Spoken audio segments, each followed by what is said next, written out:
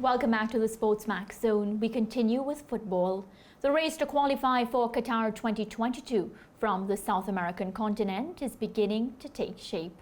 After 3 rounds of qualifiers this past weekend, which saw Brazil clipping Venezuela 1-0, Chile getting by Peru 2-0, Uruguay blanking Colombia 3-0, Argentina and Paraguay drawing 1-1, and Ecuador outscoring Bolivia 3-2. It is Brazil who sit atop the standings with 9 points. Argentina with 7 points are second, Ecuador are third, and the fourth and final automatic qualifying spot is currently being occupied by Uruguay. Paraguay are in fifth. After Argentina's 1-1 draw with Paraguay, their captain Lionel Messi and coach Lionel Scaloni criticized the standard of officiating. Messi reportedly accused Brazilian referee Rafael Claus of screwing the team twice. Scaloni meanwhile said this: "I think that in some way it is necessary to seek to unify the issue of the VAR. I am not talking in good or bad faith, but to unify criteria. We are left without a player for several days or months. The knock was there and VAR didn't review it." Well, joining us now to preview is our Latin American football correspondent, Juan G Arango. Juan, welcome. Hey, how are you, Mariah? How's it going? I'm good. Once Argentina makes it to the top of the table, I'll be amazing. Okay, you have to wait a little bit longer for that. But anyway, we'll see how that goes. We're going to move on to some bigger issues. Of course, Lionel Scaloni coming out and talking about VAR, and of course, Messi saying that the referee screwed them twice.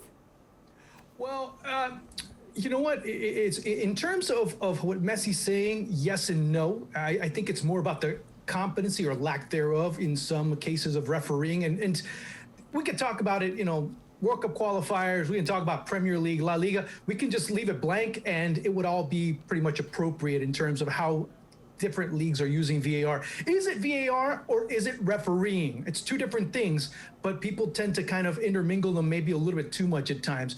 And which then ends up being disallowed. So then, Juan, would you say it was, in this situation, particularly in that Argentina game, was it VAR that was inconsistent, or were there questions surrounding the referee's decision? The referees handle VAR at the end of the day. So it's the refereeing at the end of the day and how it ends up being interpreted. You could have a crew where four of them think it's offside or it's not a goal or it's a red card, and the other 4 can totally disagree. So it's I guess it's more of a universalization of in terms of a criteria that needs to be established in order for people to say, okay, this is a foul no matter what, this is offside no matter what, and try and take out certain integral things such as millimetrical advantage. Do they really become an advantage for a player over another? Being offside by a millimeter? Does a goal have to be allowed depending on how many phases a play goes through? There needs to be more of a universal consensus in terms of refereeing and not individual interpretations, which is the case right now. Juan, let me ask you first thing. Is Lionel Messi allowed to criticize the officials openly like that? Shouldn't there be some sanctions? Because the way I understand it, that these players are not supposed to come out and openly criticize the officiating.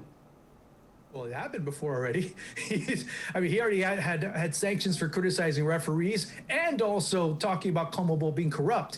So there might be a sanction. Sure, why not? Now, when will it come into effect? Who knows? When will CONMEBOL... The ball is scored and then they're going to bring it back for a minute to facilitate VAR. Shouldn't there be some cutoff period where they said, okay, the final 5 seconds of that particular play, then we'll call it back. After that, it goes through. I agree with you. There should be. I'm not saying that there shouldn't be. I'm just saying that how the rules have been.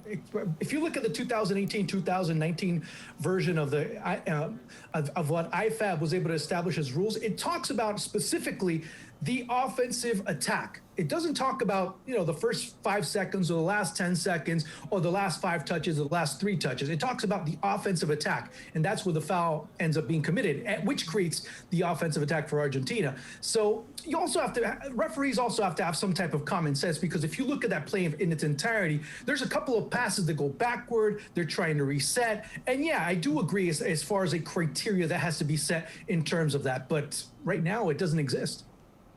Definitely one. Well, South America World Cup qualifiers continue on Tuesday with 5 matches. Ecuador at home to Colombia, Venezuela will host Chile, Bolivia will travel to Paraguay, Brazil are away to Uruguay, and Peru at home to Argentina. On SportsMax 2, beginning at 4 p.m. 5 EDT, Ecuador against Colombia. You can catch Uruguay against Brazil on SportsMax starting at 6 p.m. 7 if you're outside of Jamaica, and at 7:30 p.m. 8:30 if you're outside Jamaica. Also on SportsMax, catch Peru at home to Argentina. One of the 5 matches listed, which one do you find would be most intriguing? Ooh, in the past hour, I could probably say Brazil, Uruguay. And why? Luis Suarez being announced as COVID positive. And that's the biggest news. I guess that's probably right now the biggest news in world football. The fact that Luis Suarez will be missing not only the World Cup qualifiers tomorrow against Brazil, but also the match against Barcelona this weekend as Atleti and Barcelona face off. And he could be most likely missing the Champions League match against Lokomotiv later next week. He cannot leave Uruguay until he's COVID negative. So that's the biggest story. Him alongside 2 other players and the press officer for Uruguay turned up COVID positive just in the past couple of days. So that will be a big issue. Alex Telles for Brazil is now COVID negative, so he still remains with the team. So that'll be interesting to see. Now, for me, the biggest player for this match will definitely have to be Edinson Cavani and see how he plays alongside maybe Darwin Nunez, which has had tremendous run of form so far. But the Suarez story ends up overtaking pretty much everything that has been going on in South American football just today. Juan, I was looking at the standings as they are now and suggesting that 3 of the top 4 teams were teams that made it to the automatic top 4 for Russia 2018. We don't want to read too much into what we are seeing here because as we are seeing 3 rounds of football played already of 18, so we still have 15 more rounds remaining. What in the first 3 rounds would you have seen that could give you maybe indicators as to the top 4 when this is all done? Maybe nothing. I think right now we can't say much. I mean, just how things change so quickly. Ecuador comes into a match and they've been since they struggled against Argentina, but have come storming back. Now have 6 players out due to COVID-19. And they're facing a Colombia side that might have some COVID cases, might not have some COVID cases, but still go with a little bit of blood in their eye, a bit wounded after losing losing 3-0 at home, the worst home loss in World Cup qualifying history for Colombia against Uruguay, and they'll look to bounce back. This has been just such a crazy 3 rounds in South American football that really there isn't a consistent. What is for sure though, I don't see Venezuela or Bolivia coming back from their start that they've had because they just really aren't up to par compared to the rest. Juan, I have to agree with you on that point. Well, thank you so much for taking time to chat with us. And of course, we'll reconnect when the other matches play.